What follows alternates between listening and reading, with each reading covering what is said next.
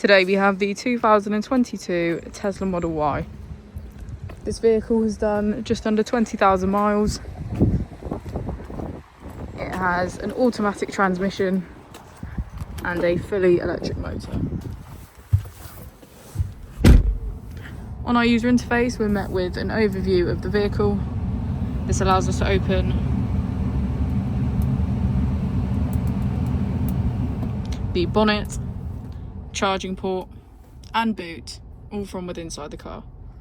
If we click on our Tesla icon in the bottom right, we can access our controls, dynamics, charging, autopilot, schedule, safety, service and software. Within safety we have advanced features such as a pin to drive and a glove box pin. If we go back into software and click on additional vehicle information, we can get a deeper analysis of the vehicle spec. The Model Y comes with a 360 degrees camera, and with that you can access your dash cam. If we press here, we can access our climate control with heated seats on either side, our heated steering wheel and heated windscreen. As we go into the back of the vehicle, we can see that it has a full leather black interior and get a good view of our panoramic roof.